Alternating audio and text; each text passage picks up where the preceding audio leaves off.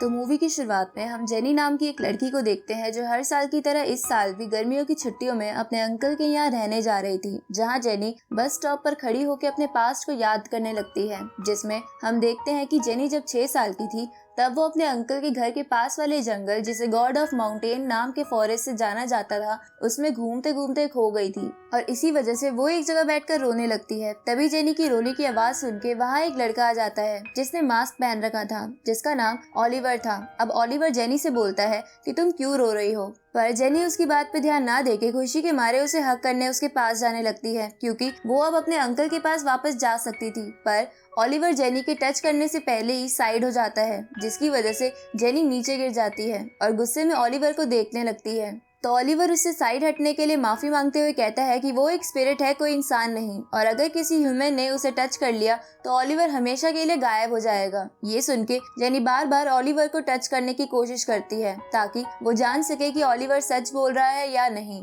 पर ओलिवर उसे अपने आप को टच नहीं करने देता और जेनी के ना रुकने पर उसे एक स्टिक से मारता है, जिसकी वजह से जेनी फिर से रोने लग जाती है। तो ओलिवर उसे बताता है कि वो सच बोल रहा है, क्योंकि यहाँ के माउंटेन गॉड ने उसे कर्स दिया है, जिसमें अगर किसी इंसान ने उसे टच कर लिया तो वो हमेशा के लिए इस ह्यूमन वर्ल्ड से चला जाएगा। ये सुन के जेनी अपनी हरकत के लिए ओलिवर से सॉरी कहती है। इसके बाद ओलिवर उसी स्टिक के सहारे जेनी को एक श्राइन गेट तक ले आता है और वहां पहुंचने पर जेनी को रास्ता बताकर अकेले ही आगे जाने को कहता है, क्योंकि ओलिवर इस श्राइन गेट से आगे नहीं जा सकता था। अब जेनी ओलिवर से पूछती है कि क्या कल भी वो उसे इसी जंगल में मिलेगा, जिस पे ओलिवर उसे कहता है कि यहाँ पर उसकी तरह और भी स्पिरिट्स रहती है, इसलिए उसे इस जंगल में नहीं आना चाहिए। पर जेनी ओलिवर की बात नहीं मानती और ये कहकर वहाँ से आगे चली जाती है कि वो कल भी यहाँ पर फिर से आएगी। थोड़ी देर बाद उसी रास्ते पे आगे बढ़ते हुए जेनी को उसके अंकल मिल जाते हैं, जिन्हें देखकर वो बहुत खुश हो जाती है। जहाँ घर जाते समय वो अपने अंकल से उस जंगल के बारे में पूछती है,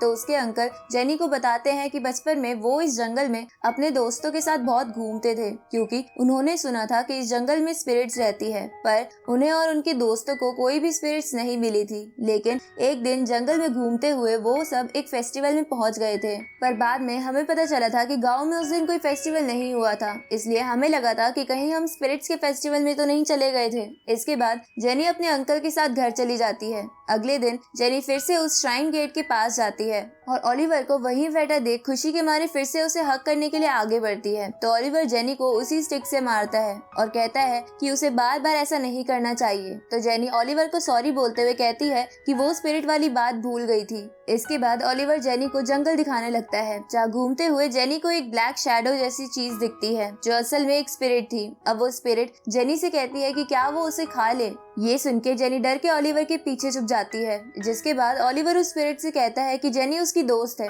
ये सुन के वो स्पिरिट वहाँ से चली जाती है। थोड़ी देर बाद घूमते हुए जेनी ओलिवर से पूछती है कि वो हर समय मास्क क्यों लगा कर रखता है, लेकिन ओलिवर उसे कुछ भी नहीं बताता। अब बहुत दिन बीत जाते हैं, जहाँ जेनी रोज ओलिवर से मिलने आया करती थी, जिसके बाद वो दोनों बहुत एंजॉय करते थे, क्योंकि ओलिवर का भी जेनी के सिवाय और कोई दोस्त नहीं था। एक दिन हर बार की तरह जेनी ओलिवर से मिलने जंगल में आती है, जहाँ एक जगह ओलिवर घास पे लेटा हुआ था। तो जेनी को लगता है ओलिवर सो रहा है, इसलिए वो चुपके से उसका मास्क हटाकर उसका चेहरा देख लेती है, पर तभी ओलिवर अपनी आंखें खोल लेता है, जिससे जेनी थोड़ा घबरा जाती है। पर अपने आप को शांत करके वो ओलिवर से फिर से पूछती है कि वो हर समय मास्क क्यों लगा कर रखता है। ये सुन के ओलिवर बताता है कि वो मास्क के बिना इंसानों की तरह दिखता है, जिसकी वजह से कोई भी उसे इंसान समझ सकता है, इसलिए वो हमेशा अपना चेहरा छुपा के रखता है। इसके बाद वो दोनों फिर से जंगल में घूमने लगते हैं, जहाँ घूमते हुए जेनी ओलिवर को बताती है कि उसके स्कूल खुलने वाले हैं, इसलिए वो आज वापस जा रही है। तो ओलिवर उससे पूछता है कि क्या अगले साल भी वो यहाँ पर आएगी, जिसपे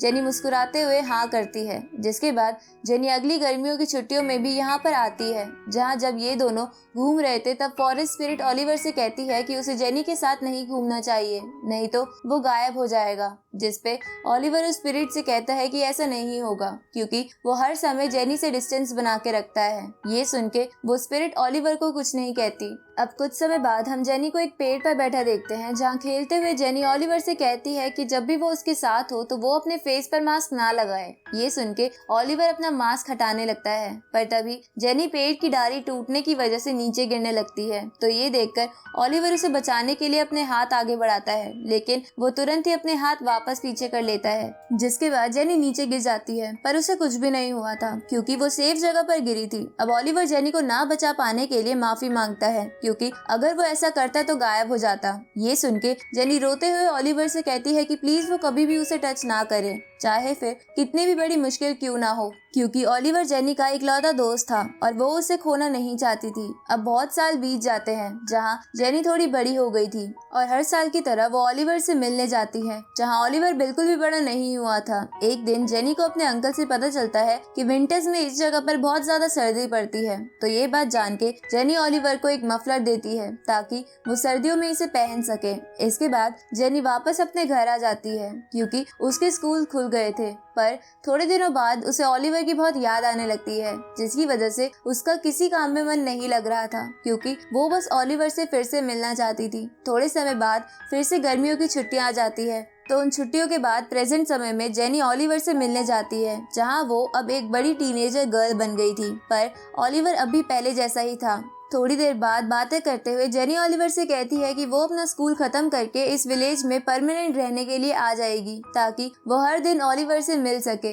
ये सुन के ओलिवर कुछ रिएक्ट नहीं करता क्योंकि उसे लग रहा था कि ओलिवर की वजह से जेनी अपनी लाइफ खराब कर रही है। इसलिए वो जेनी को बताता है कि वो पहले एक ह्यूमन था, पर जब वो पैदा हुआ था तब उसके पेरेंट्स ने उसे जंगल में छोड़ दिया था, जिसके बाद गॉड ऑफ माउंटेन ने उस पर एक मैजिक करके उसे एक स्पिरिट बना दिया ताकि वो भूख से ना मर जाए, जिस मैजिक के बाद उसकी एज एक सर्टेन नंबर तक ही बढ़ सकती थी, उसके आगे नहीं, और अगर उसे कोई ह्यूमन टच करेगा तो वो गायब हो जाएगा। इसलिए वो जेनी से कहता है कि वो उसे भुलाकर अपनी लाइफ जिए, ना कि उसके पास रहकर अपनी लाइफ बर्बाद करे, जिसपे जेनी उसे कहती है कि वो ऐसा नहीं करेगी क्योंकि उसे ओलिवर के साथ रहना अच्छा लगता है। ये सुन के हम समझ जाते हैं कि जेनी को ओलिवर से प्यार हो चुका है, साथ ही ओलिवर को भी ऐसा ही फील हो रहा था। अगले दिन ओलिवर जेनी से रात में होने वाले स्पिरिट फेस्टिवल में चलने के पूछता है, जिसे सुनकर जेनी बहुत ज्यादा खुश हो जाती है, पर उसे बाकी स्पिरिट से थोड़ा डर लग रहा था, जिसपे ओलिवर उसे कहता है कि उसके रहते हुए उसे कुछ नहीं होगा। ये सुन के जेनी शर्मा जाती है और ओलिवर से कहती है कि वो बार बार ऐसी बातें ना करा करे जिससे जेनी का मन उसे हक करने का हो जाए। तो ओलिवर उससे हंसते हुए कहता है कि तुम चाहो तो मुझे हक कर सकती हो।